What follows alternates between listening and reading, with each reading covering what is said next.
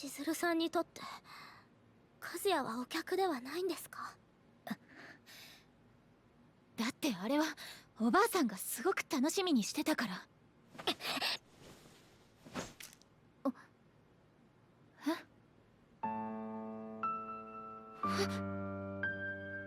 私もうエッチしましたから。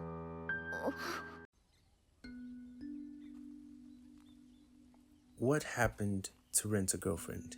Well, I think that's a question that a lot of people are wondering right now, considering everything that's happening. But for us to kind of talk about what's happening to this anime right now, we need to go back in terms of the story and discuss what made this anime what it was in its first season and why it is what it is today.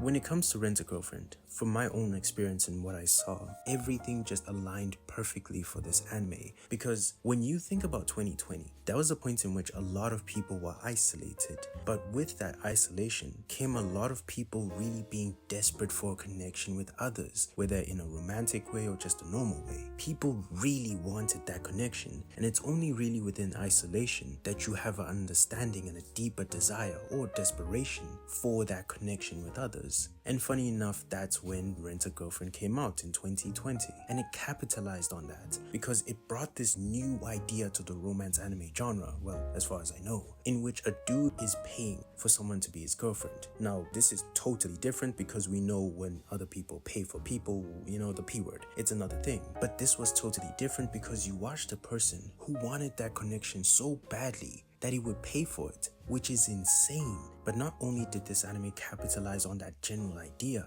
it took things to another level because the first season is really good.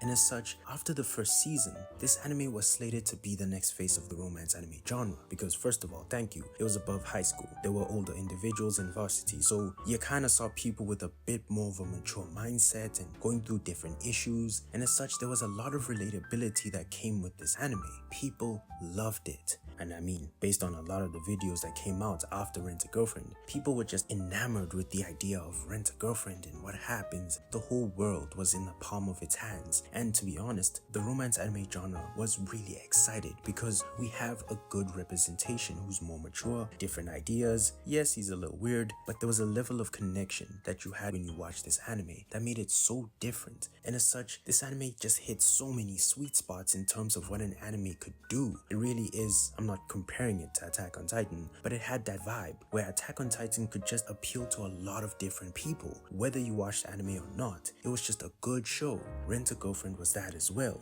But after the first season, things just started to go down because what happened is that when the second season came out, people were starting to be integrated within the world, and as such, that isolation kind of decreased. And I feel like when that happened, the connection that the anime had with people kind of just dwindled because the more you went out, the more you lost that desperation, but also the more you lost the understanding of what the anime had to offer, that desperation for connection.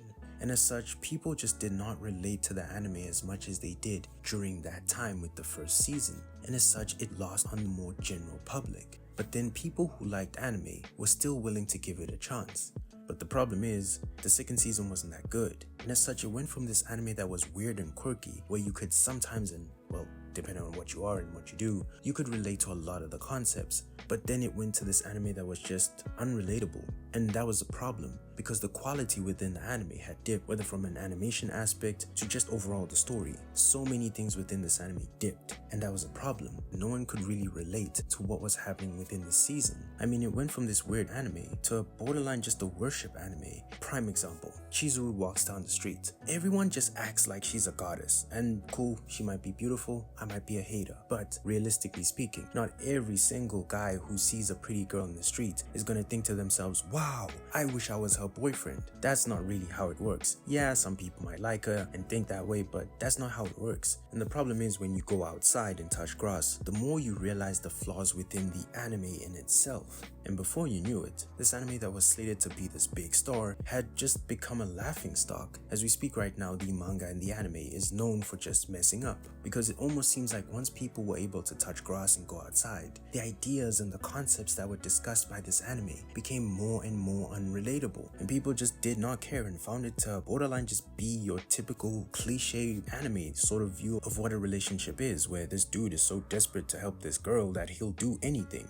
It went back to being stereotypical, and I don't only just blame the times, I blame the writing. I think that within itself, Rent-a-Girlfriend just made a lot of wrong turns, and as such, here we are within the 4th season, in which the biggest, most exciting moment is going to be a pool scene. That's where we're at with this anime, and it really hurts me to see what happens with this anime, because in 2020, it was cool watching this anime. It taught me a lot of things, but at this point, there's nothing, I don't want to be disrespectful, but there's not much that's redeemable within the season. It's just this weird anime now where it's for gooners, to be real with you. It's for people who just don't really have an understanding of what people are, but it's just weird now. And it's just unfortunate to see what's happened to this anime, because I really feel like it was going to be this big anime, but the problem is that its success was just so tied to the time that when people just started to change a little bit, the anime wasn't able to adapt. And the more you started to see it for what it is, and maybe that's the problem. Maybe we were all so desperate during that time that this anime was so amazing. So maybe we're the problem. Maybe we amped it up way too much, not realizing that maybe it just wasn't that crazy. I'm not really sure, but